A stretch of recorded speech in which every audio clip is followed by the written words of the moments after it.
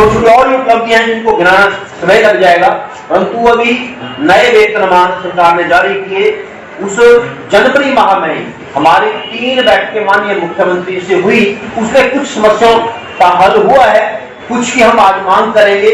माननीय मुख्यमंत्री चर्चा हुई कि लोगों ने बहुत कहा कि तीसरा विकल्प पंजाब की तरह 15% का दिया जाए, हालांकि वो वेतनमान में नहीं था, वो कैबिनेट डिसीजन था पंजाब का।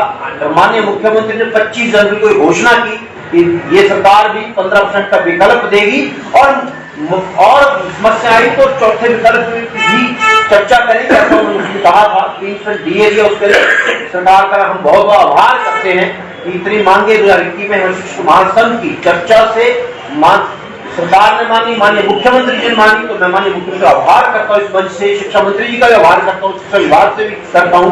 पर कुछ और ज्वलंत मुद्दे हैं जिन पे चर्चा होनी चाहिए अभी, और शिक्षा मंत्री माननीय मुख्यमंत्री कहा भी है कि हम चर्चा करने को तैयार हैं कि वेतनमान पूर्णतः जो है पंजाब पैटर्न पर लागू होना चाहिए। इसमें थोड़ी कमियां आ रही है। जो इनिशियल स्टार्ट है वो पंजाब की अलग है, हिमाचल की अलग है। यहाँ पर इनिशियल जो है लेक्चर को 23,100 मिल रहा है, जबकि पंजाब में 47,000 मिल रहा है। तो हमारा ये भी मांग है सरकार से कि पूर्णतः इनिशियल स्टार्ट पंजाब के आधार पर दी जाए।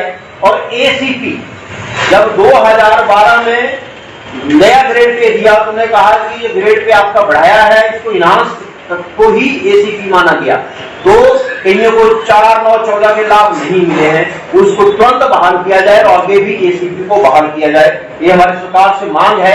एक लॉकिंग पीरियड, यहाँ आप 3 साल या 2 साल कॉन्ट्रैक्ट पे रहते हैं, कुछ लोग पहले 5 साल कॉन्ट्रैक्ट पे रहे, तो रेगुलर जब आप होते हैं तो 2 साल का प्रोबेशन पीरियड लगाया जाता है, फिर उस व्यक्ति को उस कैडर का ग्रेड पे नहीं मिलता था। तो उन्होंने माननीय मुख्यमंत्री से चर्चा हुई तो वह कर देंगे, तो 25 को घोषणा नहीं।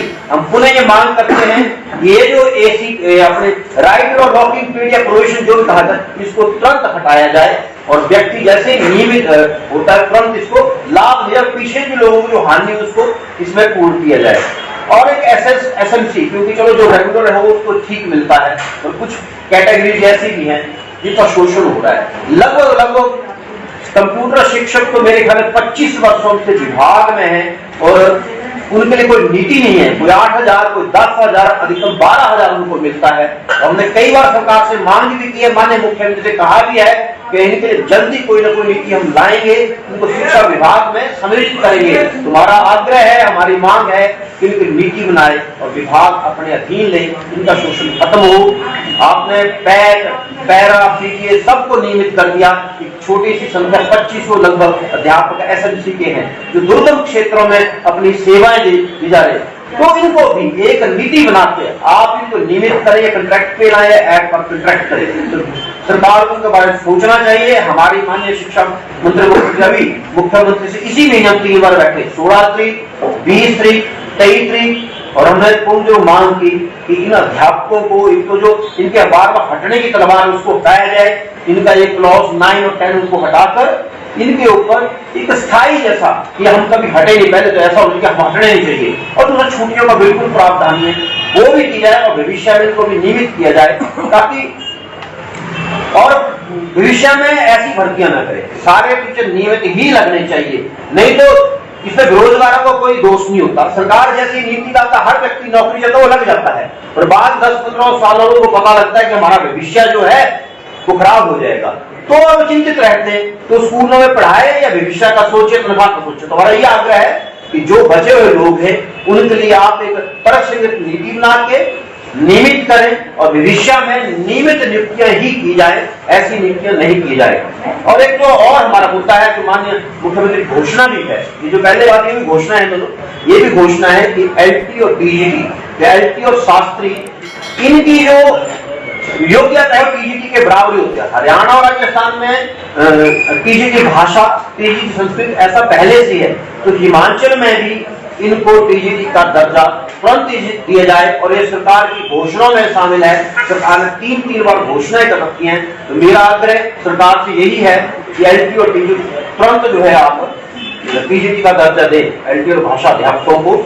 और ये पेंशन योजना है 1 जनवरी 2004 से पहले की, इसको भी बहाल किया जाए, इनको ओपीएस को बहाल किया जाए। बेशक ये केंद्र का मुद्दा है, हमारे अखिल भारतीय राष्ट्रीय शैक्षिक महासंघ के मांग पत्र में पहला मुद्दा है और हमारी कई बार वित्त मंत्री से एमएचआरडी इस विषय बैठकें भी हो चुकी हैं। और हम फिर भी हम मंच से कहना चाहते हैं कि सरकार भी प्रपोजल भेजे कि इसको ओपीएस को बहाल किया जाए। 2016 से आज तक प्रधानाचार्य की जितने भी पदोन्नतियां हुई वो नाम के प्रधानाचार्य, वो प्लेसमेंट के ऊपर है। तो उनको पहले तो ठीक है, कोर्ट केस था, कोर्ट केस हट गया है। हमने कई बार आग्रह किया, शिक्षा सचिव से आग्रह किया, शिक्षा मंत्री से आग्रह किया कि इनको नियमित किया जाए, उसको लगे कि मैं प्रधानाचार्य हूं, नहीं तो वो लेक्चरर है प्लेसमेंट के तौर पर वहां बैठा है, उसको कोई भी लाभ उसका नहीं मिल रहा है। तो इनके भी पदोन्नति को नियमित तुरंत कर देना चाहिए। 2012 से पहले जो एसटी लगते थे उनको इंक्रीमेंट नहीं मिलती थी, 2012 के बाद इंक्रीमेंट देगी। तो जो लोग बाद में प्रमोट हुए उनकी तनख्वाह ज्यादा होगी, जो पहले से थे उनकी तनख्वाह कम है, लेकिन उनकी इंक्रीमेंट नहीं मिली है। तो हमने पहले भी आग्रह किया, आज इस मंच द्वारा आग्रह करते हैं कि 2000 से पूर्व जेबीटी के पदोन्नत होकर एसटी बने तो उनको वेतन वृद्धि तुरंत दे दी जाए। और अब प्रवक्ता है तो प्रवक्ता की कैटेगरी में 2 दिन हो गई है, पदोन्नत प्रवक्ता, डायरेक्ट प्रवक्ता होते हैं। अब एक प्रवक्ता न्यू शब्द लगा दिया गया है। जो प्रवक्ता जो प्रवक्ता है सब बराबर है। हमने कई बार आग्रह किया, सरकार ने आश्वासन भी दिया। तो मेरा फिर से ये मांग है, ये आग्रह है कि न्यू शब्द को हटाकर जो प्रवक्ताओं के 1986 से पहले की आरडीपी है उनको सरकार तुरंत बहाल करे। और डीपी में भी अब 2 तरह के वर्ग पैदा हो गए। पहले तो ग्रेड पे के आधार पर एक डीपी को 5400, दूसरे डीपी को जो है वो 5000 मिलता है। हम तो कई बार कहा डीपी शब्द का मतलब डिप्लोमा इन फिजिकल एजुकेशन का नाम ही नहीं बनता। इनको आप टीजीटी फिजिकल एजुकेशन, शरीर शिक्षा या प्रवक्ता फिजिकल ऐसा नाम बहाल करें इनका। और ये एक ही कैटेगरी होनी चाहिए। एक स्कूल में 2 तरह या अलग अलग स्कूलों में 2 तरह के डीपी नहीं होते। इसको डीपी को आप प्रवक्ता फिजिकल का नाम दे और इन सब की जो तनख्वाह है सिर्फ वो बराबर होनी चाहिए। और ग्रेड पे के आधार पर बात करें तो ग्रेड पे बराबर होना चाहिए, खैर ग्रेड पे है नहीं। और शिक्षा विभाग में जो मैं पहले पढ़ दिया, कंप्यूटर शिक्षा की तरफ से संगत नीति बनाया जाए। और वर्तमान में आउटसोर्स के तहत स्कूलों में वोकेशनल ट्रेनर है वो भी आउटसोर्स पर बढ़ती जा रही संख्या है। तो आउटसोर्स ना लगाकर सरकार की व्यवस्था भी विभाग के अधीन करे, ऐसा आग्रह मेरा इस मंच से रहेगा।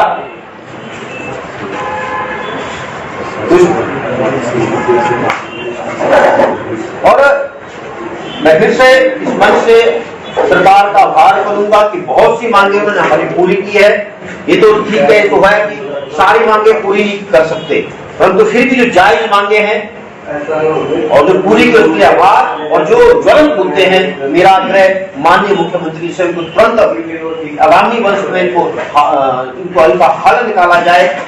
बाकी मांगे तो चलती रहेंगी। मैंने आपने कोरोना काल में देखा है 2 वर्ष में बहुत समय बर्बाद हुआ है। बहुत से प्रदेशों में तो 30% तक सैलरी की कटौती की गई, कई प्रदेशों में तो सैलरी नहीं दी। और हिमाचल में ऐसा स्थिति नहीं आई। हिमाचल में सरकार ने मेरे ख्याल में एम्प्लॉय की 1 दिन की तनख्वाह काटी थी एक बार, बाकी नहीं काटी, सबको समय पर सैलरी मिलती रही है। वैसा तो उसके लिए सरकार का आभार। और मेरे शिक्षकों से भी आभार है। इस महीने हम कर्तव्य बोध का कार्यक्रम करते हैं कि सरकार से मांग तो करते रहेंगे जो मांगे जायज है, परंतु हम भी विद्यालयों में अपना 100% दें। नहीं तो आजकल देखा होगा सरकारी स्कूलों में बच्चों की संख्या कम हो रही है, कोरोना काल में कुछ बच्चों से बढ़ी है। पर हमें स्कूल में पहुंचकर, जैसे मैंने कहा, मेरा विद्यालय मेरा तीर्थ, उसको मंदिर मान के 100% देंगे, शायद स्कूलों में भी अच्छी संख्या जुटेगी। तो इतने आग्रह के साथ आप आए